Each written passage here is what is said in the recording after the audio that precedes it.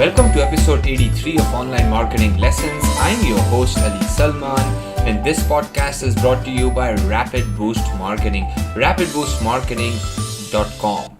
Today we are talking about that, how many internal links you should have on a single given page linking internally to your website. Now, in 2009, Matt Cutts from Google actually came out on his blog and said, hey, you know what? Google will not actually pay attention to more than 100 links, maximum 100 links, right?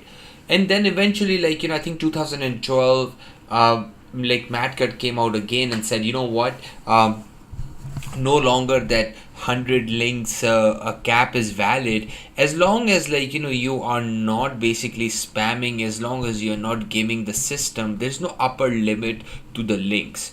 So it all came down to basically why internal linking is so important, right?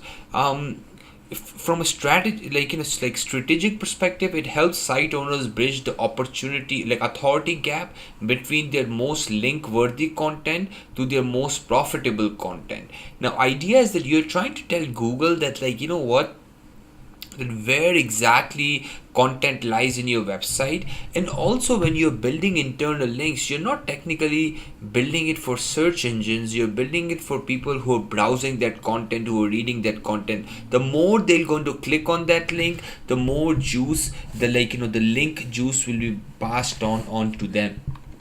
Another thing is that you have to make sure that internal linking is still a significant ranking factor. So if you haven't taken advantage of it, you have to make sure that you take advantage of it, right? And as I said, the number is irrelevant, right? You can have 5 internal links, you have 10 internal links, as long as all those internal links are actually adding genuinely good value to the person who is browsing that content. Ask yourself, if you were the person who was browsing that website, will you click on that link or not? And if you say no to that, then don't build that link. So internal linking is usually one of the most overlooked factors in hitting your ranking goals, but it's also one of the most easily used ones, which if you apply it properly, it can benefit you a lot. Also, make sure that go and find out that what are your most top pages, which pages on your website are a top page, they're ranking the most, and then try to link them up with the pages which you want users to go and read further content on, because those pages are already ranking, and you can basically through internal linking, you can pass on that SEO juice to the pages which are not ranking that well, which can also help. So pages which are ranking well can help out the pages which are not ranking that well. You can use tools like Screaming Frog, Moz, or even simple spreadsheet to basically export that data. There's also a tool called SEMrush, which has a backlink analyzer,